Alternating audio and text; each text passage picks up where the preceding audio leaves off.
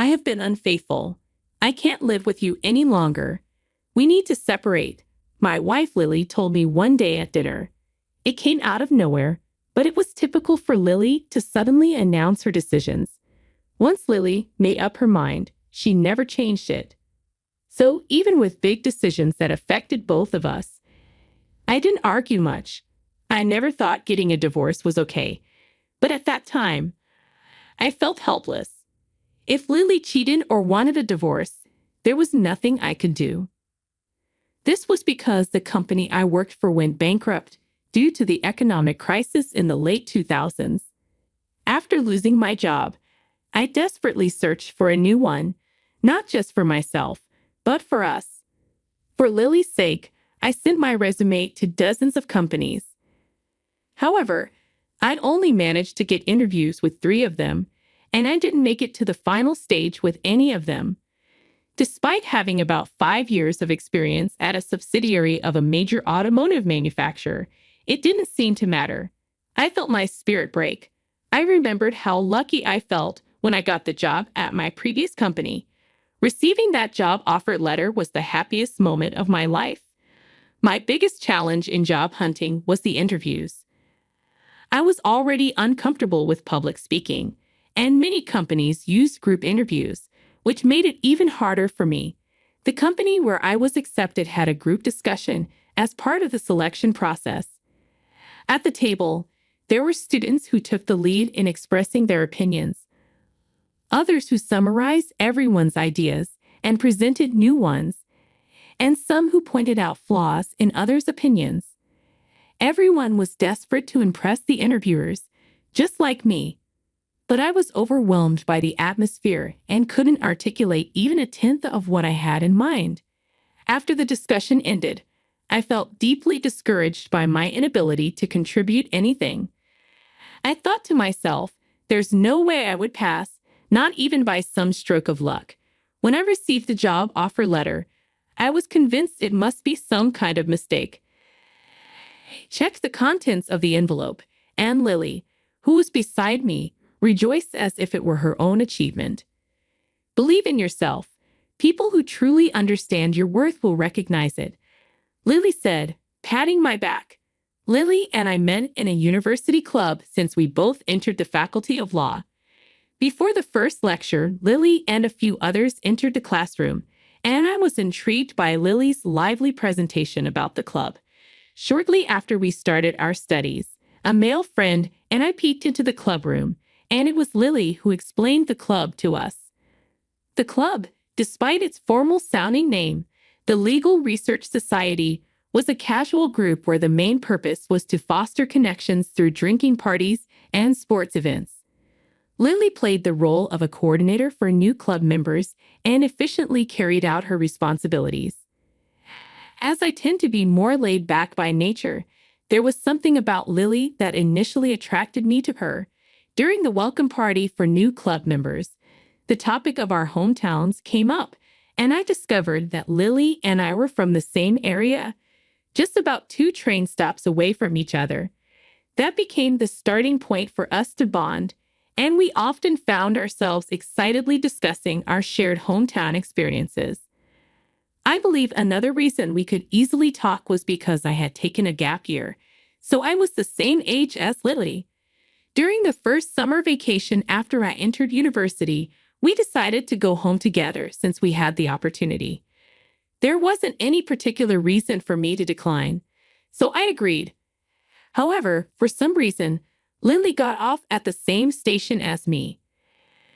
"I want to see the town where you were born and raised, even if just a little bit," she said, seeing my puzzled expression. Lily smiled and explained it with a cheerful tone. However, I felt slightly awkward being with Lily because my mother was supposed to be waiting at the station to pick me up. My mother was standing right in front of the ticket gate, looking slightly surprised yet happy. The reason became clear. Lily was standing beside me, and my mother clearly misunderstood, thinking Lily was my girlfriend. So I decided to clarify things right away. "This young lady is," I began. But before I could introduce Lily as my senior at university, She spoke up.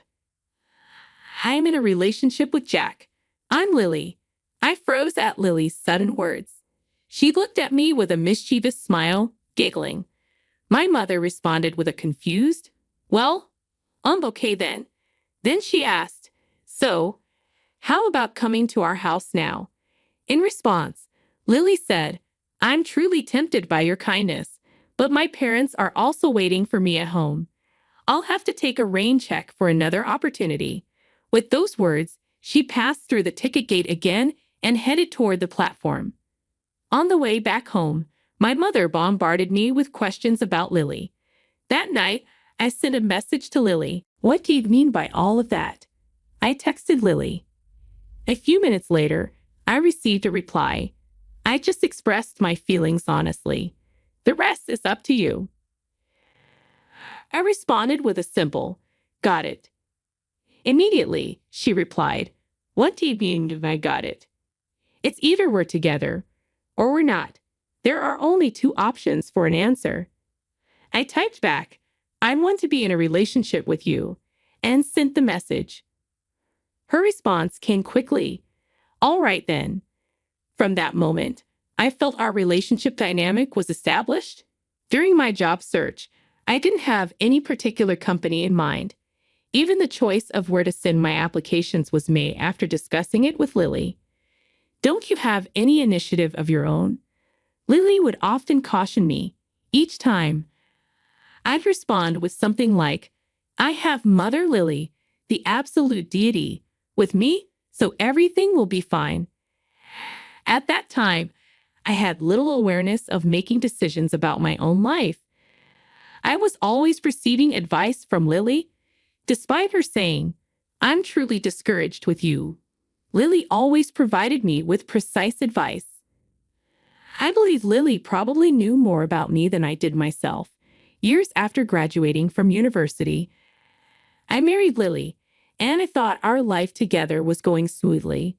So, when Lily suddenly confessed to cheating on me, I was deeply shocked. "Tomorrow morning, I will be leaving this house.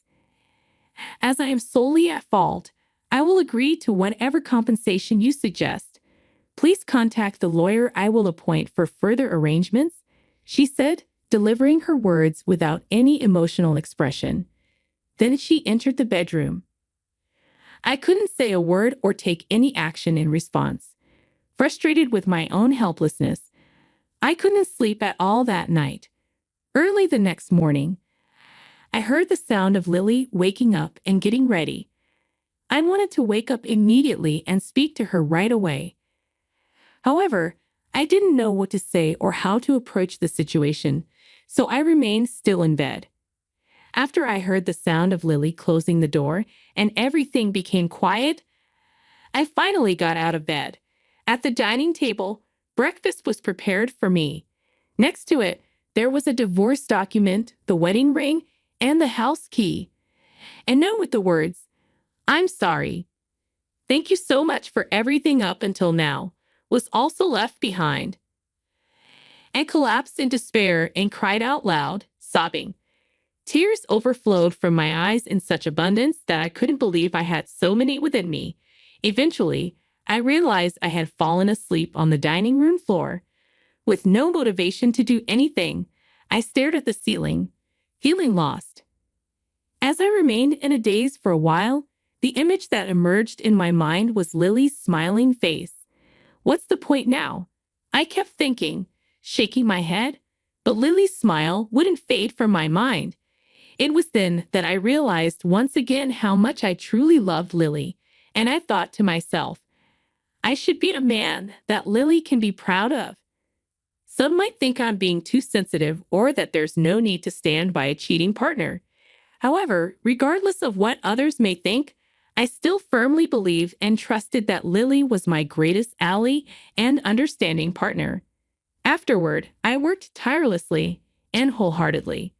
I took on tasks that I was not naturally inclined towards, such as sales as a contract employee, and gained experience in more manual labor-oriented jobs. Due to the unfamiliar physical labor, there were times when I couldn't move the next day due to exhaustion. One day, I received a call from my former boss at the previous company. I have an acquaintance who is recruiting staff for a children's care facility. If you're still looking for work, would you be interested in giving it a try? It seemed my former boss, who had been contacting me from time to time, had been keeping an eye on me since I hadn't found a job yet. At that time, I had changed from my previous passive self and had become more proactive in facing various challenges. Through various jobs, I had developed a stronger mindset of let's challenge anything and everything. Please count me in. I readily accepted my former boss's offer without hesitation. At the children's care facility, there were various types of children: cheerful ones, quiet ones, restless ones, quick-tempered ones, easily injured ones, and many more. Many of those children had experienced things I couldn't even imagine despite their young age. Reflecting on my life, I realized how naive and indulgent I had been. As I sincerely engaged with the children, who were honest with their feelings, I found my own heart healing in the process. I began to think that maybe this was the place where I truly wanted to work. With my doubts gone and a lighter heart, I interacted with the children in a more natural and genuine way. One day, while I was doing desk work, the facility director called me into his office. As soon as I entered, I froze in place.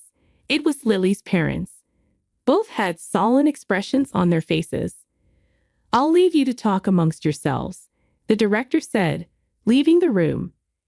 A few days later, on my day off from work, I headed toward a beach park nearby.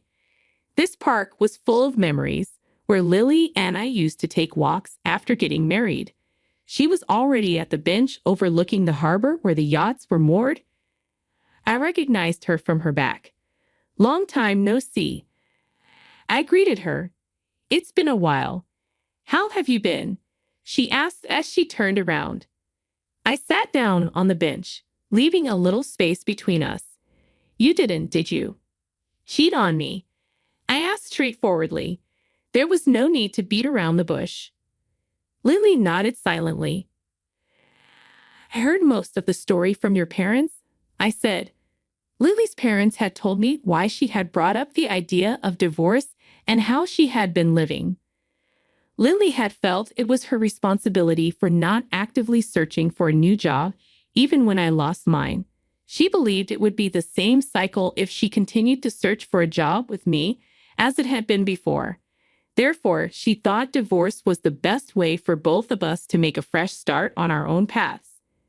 However, she couldn't imagine that I would accept the idea of divorce if she just brought it up straightforwardly. Lily explained that she had faked an affair to manipulate me into accepting the divorce.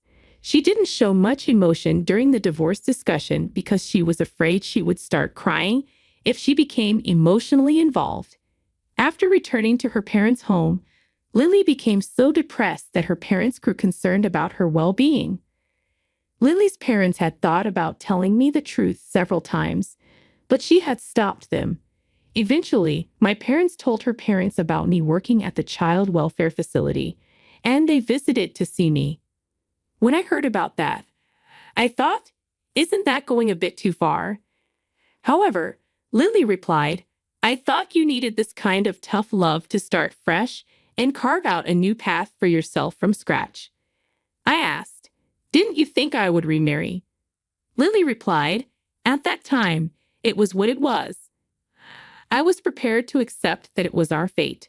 "You're such a determined person," I murmured. "But after hearing the story from your parents, I also realized that you have your own vulnerabilities. From now on, I want you to show me those weaknesses as well." Lily responded, "That's all up to you from now on." We shared a knowing smile. At that moment, I thought to myself, I want to spend the rest of my life with this person. I want to cherish the happiness I found, even if it took a detour, and treasure it for the rest of my life.